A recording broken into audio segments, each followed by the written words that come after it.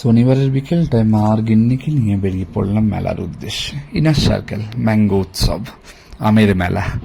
পায়ে হাঁটা পথ 5 মিনিট। আমাদের গলির থেকে বেরিয়ে রাস্তায় তো আমি অবাক, প্রচুর ট্রাফিক। এক্সপেক্ট করা হয়নি এতটা ট্রাফিক আজকে।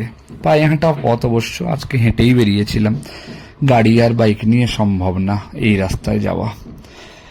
ফাইনালি পৌঁছে গেলাম ম্যাঙ্গো উৎসবের দিকে। ম্যাঙ্গো উৎসবে ঢুকতে একটা যে সুগন্ধ, মানে অপূর্ব সেটা। আমের গন্ধ তো, ভ্যারাইটিস আম, শুধুমাত্র আম না, এখানে প্রচুর দোকান। শুধুমাত্র আম আর যে মেলায় যে দোকানগুলো থাকে সেটা না, এখানে খাওয়ার স্টলে, প্রতিটা স্টলে ম্যাঙ্গো ভ্যারাইটিসটা পেয়ে যাচ্ছে। তারপরে এই মেয়েদের যা হয়, গিন্নি শুরু হয়ে গেল শপিং।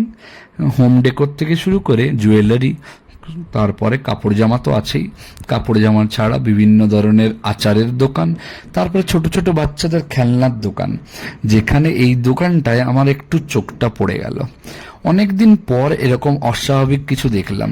অস্বাভাবিক বলাটা ঠিক না, কিন্তু তাও মনে হলো বলি।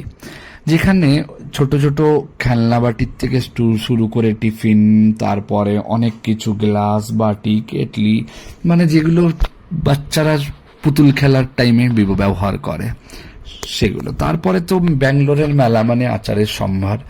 মা আর গিন্নি দুজনেই দাঁড়িয়ে পড়লো আচারের দোকানে। মিনিট 10 দাঁড়ানো অবশ্য হয়েছে এখানে। তারপরে এক একটা আচার টেস্ট করা। জানি না কতটা কিনে এনেছে সেটা এখনো পর্যন্ত আমি জানি না, কিন্তু দাঁড়িয়ে দোকানে টেস্ট করা সেটা ছিল, অনেকটাই টাইম দেওয়া হয়েছিল।